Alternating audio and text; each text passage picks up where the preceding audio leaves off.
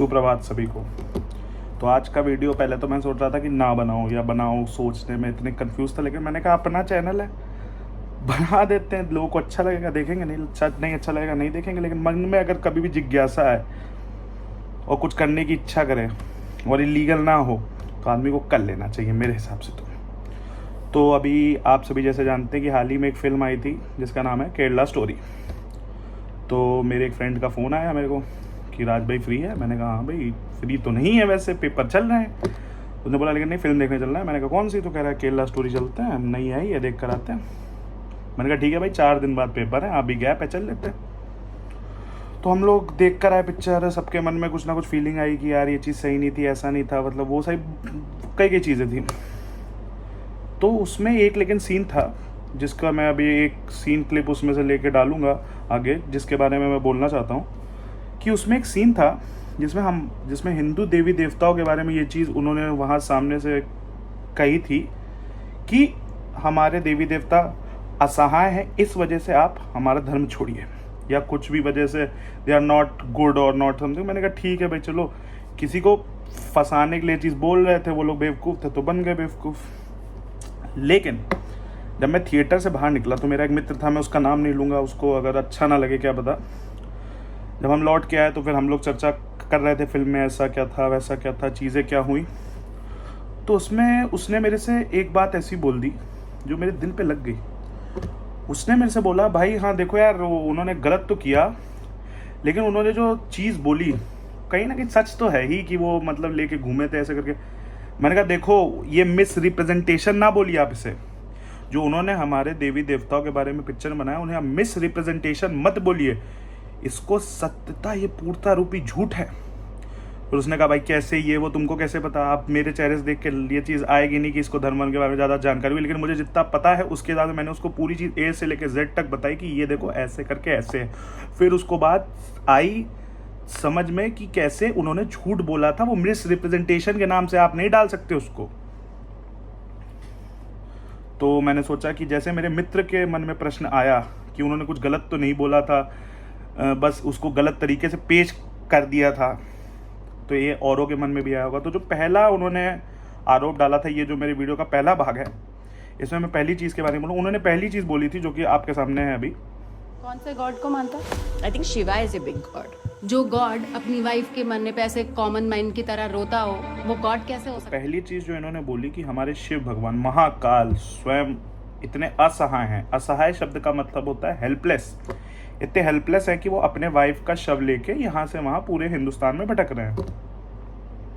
तो पहले तो मैंने उसको बोला भाई क्या बोल रहा है तू, भाई ये सब क्या चल रहा है। मैंने उसी सीन के बाद बोला अब ज़्यादा हो रहा है, इमोशन बाहर आने लग गए थे फिल्म में। लेकिन अब लॉजिक पे बात करते हैं कि कैसे क्या है। मैंने सिर्फ बोल दिया कि मैं एक हिंदू हूँ तो मैं बोले दे रहा हूँ कि मेरे देवता तो अच्छे होंगे ही, वो क्यों मतलब ये सब ऐसे करके। तो पहले तो मैं आपको बता दूँ कि इसके पीछे मुझे 2 रीजनिंग देनी पड़ेगी ये चीज़ प्रूफ करने के लिए कि कैसे असहाय नहीं थे। सबसे पहली चीज़, असहाय वाला हेल्पलेस ना होने वाला कौन सा काम उन्होंने ऐसा किया था, वो चीज़ होने से पहले मैं आपको वो चीज़ भी बताऊंगा। लेकिन उससे पहले ये जानकारी ली जाए कि उन्होंने इतने गम में आ ही क्यों कि वो मतलब यहाँ से लेके वहाँ अपनी वाइफ के शव को लेके यहाँ से वहाँ जा रहे थे। तो देखिए जानकारी शुरू। तो देखिए सृष्टि का प्रचलन स्टार्ट हुआ। पर ब्रह्म जो हमारे होते हैं सुप्रीम गॉड, उनके 3 हिस्से हुए, क्योंकि एक गॉड मतलब के जिम्मेदारी में इतना समान नहीं होना चाहिए, या जो भी उसके पीछे कारण थे मुझे बहुत ज़्यादा ज्ञान नहीं। तो मैं आपके सामने वही चीज़ बोलूँगा जिसकी चीज़ें मुझे जानकारी है या मुझे सत्य रूपी पता है कि ये चीज़ सत्य है। तो 3 हिस्से हुए, ब्रह्मा विष्णु महेश। महेश यानी महादेव, हमारे शिव गॉड। इनमें से ब्रह्मा जी के पास जिम्मेदारी थी सृष्टि की रचना करने की। उनके पास माइंड बहुत शार्प था और उनके पास भी शक्ति थी कि वो सृष्टि की रचना कर पाएँ। लेकिन जितनी अच्छी वो सृष्टि बनाना चाह रहे थे या धरती का वो करना चाहते कि यूनिवर्स हमारी इतनी ब्यूटीफुल हो, इतनी ज़्यादा कॉम्प्लेक्स हो, तो उस कॉम्प्लेक्सिटी को बढ़ाने के लिए उनको शक्ति की आवश्यकता थी। और शिव और शक्ति पहले हमेशा एक हुआ करते थे।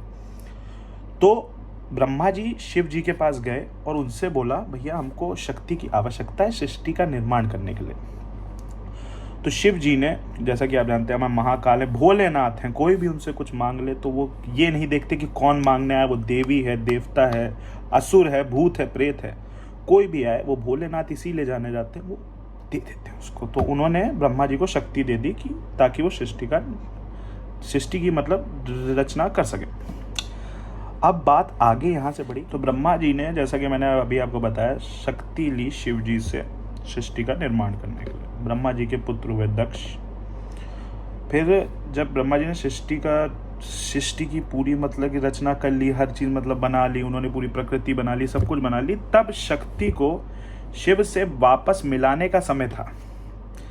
तो दक्ष जो ब्रह्मा जी के पुत्र थे, उनकी बेटी के रूप में, सती के रूप में शक्ति का जन्म हुआ। तो पहले तो ये ऐसी चीज़ नहीं है कि उनकी कोई पत्नी थी 20, 30, 40, 50, 100 साल के लिए, या फिर 100 साल भी मान लेते हैं कहने को कि उनकी पत्नी थी तो उनसे वो मतलब बिछड़ गए तो बड़े गम में थे। इनका और उनका मिलन बहुत विचित्र टाइप का था। वो हमारे धर्म को जब आप समझते नहीं है तो ऐसी हवा में प्लीज़ मत बोला करिए। फिल्म में भी जब उन्होंने ये चीज़ डाली तो मुझे बहुत गम इसीलिए हुआ था कि आप लोग हवा में कुछ भी बोलते रहते हैं। तो जानकारी रखी है, इसीलिए मैं जानकारी देने आया हूँ यहाँ पर। तो शिव और शक्ति का मिलन इसीलिए होना ज़रूरी था। लेकिन दक्ष जो थे, क्योंकि शिव जी ने एक बार ब्रह्मा जी का सर एक काट दिया था, उसके पीछे भी बहुत ही एक लंबी स्टोरी है कि क्यों वैसा हुआ था, क्या हुआ था, किस मतलब वजह से हुआ था। तो दक्ष नहीं लाइक करते थे वो ये चीज़ मतलब बहुत ज़्यादा होती थी कि शिव तो अघोरी है, वन में रहता है, उसको क्या ही मानना, ये वो। लेकिन नियति में जो लिखा है वही होके रहेगा। शिव की अंततः सती से शादी हुई, विवाह हुआ। तो विवाह हो गया तो एक दिन उनके फादर के यहाँ पे, यानी जैसा कि मैंने अभी आपको बताया कि उनके फादर थे दक्ष के यहाँ पे एक फैमिली की कुछ गैदरिंग या फिर कुछ फंक्शन टाइप का था, जिसके लिए उन्होंने सबको आमंत्रण भेजा था कि सब लोग आएंगे, जितने देवी देवता हैं सबको, लेकिन शिव को नहीं भेजा था। सती जी को इसमें आया क्रोध। शिव जी तो वैरागी हैं, स्वयं महाकाल हैं, तो उनको तो ऐसा कुछ नहीं था। उन्होंने कहा अच्छा ठीक है, नहीं बुलाया कोई बात नहीं। लेकिन उनको अच्छा नहीं लगा कि उनके फादर ने अपने मतलब कि जो उनके सन इन लॉ थे उनको इनविटेशन नहीं भेजा। तो वो गई वहाँ पे चेक करने के लिए ऐसा क्या है। तो उन्होंने वहाँ जाके पाया कि शिव जी को छोड़कर जितने देवी देवता थे सब वहाँ पर थे, सबको आमंत्रण भेजा गया था, केवल उनको नहीं भेजा था। तो फिर ये चीज़ का प्रश्न हुआ। तो फिर उनके फादर ने उन्हीं के सामने, सती के सामने बेइज्जती की शिव जी की। क्रोध में आके सती जी ने अपना देह आग में वहीं त्याग दिया था, जैसा कि मुझे जहाँ तक जानकारी है। लेकिन इससे भी ज़्यादा डीप चीज़ हुई थी, इतना सिर्फ नहीं हुआ था, बहुत जानकारी इस पर मुझे भी लेनी पड़ेगी, लेकिन ऐसा हुआ था। उसके बाद जो शब्द केरला स्टोरी में बोला, असहाय, हेल्पलेस, माने उनकी बीवी की डेथ हो गई और वो हेल्पलेस रह गए। शिव जी आए, जब उनको पता चला कि ऐसा हुआ है कि उनकी वाइफ ने देह त्याग दिया है, उनकी मौत हो गई है, वो आए, उन्होंने आके अपना त्रिशूल हाथ में लिया और दक्ष का सबसे पहले सर काट दिया। तो हेल्पलेस तो ना बोलिए, उनकी पत्नी की उन्होंने हालांकि अपना देह स्वयं ही त्याग दिया था, उसके बावजूद उन्होंने जिसकी वजह से ये हुआ था उसका सर तुरंत के तुरंत काट दिया था। तो कहीं पर भी शिवजी हेल्पलेस नहीं थे, ये चीज़ जानना बहुत ज़रूरी है आप सभी का। तो जो बोला गया है फिल्म में कि हेल्पलेस थे, असहाय थे, ऐसा कुछ नहीं है।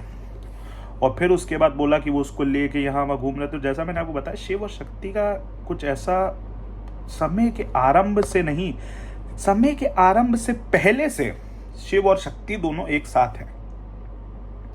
और अगर आप शक्ति का ऐसे अंत होगा, शिव जी के लिए जो इतनी प्रेम है, उन्होंने वैराग्य छोड़ के वैवाहिक जीवन शुरू किया था सिर्फ इसलिए, और उसके बाद अगर उनकी मृत्यु हो जाए तो किसी भी व्यक्ति को क्या मतलब कि वो तो महाकाल हैं, तो उनको तो हर चीज़ एक्स्ट्रा फैक्टर में होगा, तो उनको गम नहीं होगा। आप खुद सोचिए। और फिर ये चीज़ बोलिए कि ये चीज़ से आपको क्या लगता है कि हमारा धर्म असहाय है या हमारे देवी देवता असहाय हैं? इसमें तो हमें और गौरवान्वित होने वाली बात है कि हमारे यहाँ पे ऐसे देवी देवता हैं जो कि हमारी तरह फीलिंग रखते हैं और उस फीलिंग को एक्सप्रेस भी। अंततः मैं अपने पहले भाग में यही कहना चाहूँगा कि जिन जिन के मन में भी ये था कि हाँ यार, उन्होंने कहीं ना कहीं, भले ही 100% सच ना हो, लेकिन कहीं ना कहीं वो लेके घूमे तो थे, असहाय तो थे, तो ये बात जान लें कि कि शिव जी असहाय नहीं थे और इसके पीछे भी एक लंबी कहानी है। कहानी को जानिए, पूरी सत्य को जानिए, फिर जो कहना है कहिए, मुझे कोई दिक्कत नहीं। और इस वीडियो में भी मुझे जितना स्वयं से जानकारी थी और जितने मैंने हिंदू धर्म ग्रंथ पढ़ रखे हैं उनसे जो जानकारी थी वही मैंने यहाँ बोली है। किसी की भावनाओं को ठेस पहुंची हो तो मैं उसके लिए अभी से क्षमा मांगना चाहूँगा, लेकिन मैंने अपने रूप से जितना मुझे जानकारी थी मैंने उतना ज्ञान देने की इस वीडियो के द्वारा पूरा प्रयत्न किया है। अगर किसी को अच्छा लगा हो तो लाइक ज़रूर करके जाइएगा। और इसी के साथ अगर समय ने साथ दिया और मैं और जानकारी ले पाया तो मैं इसके दूसरे और तीसरे भाग बना के भी डालूंगा। जय हिंद, जय भारत।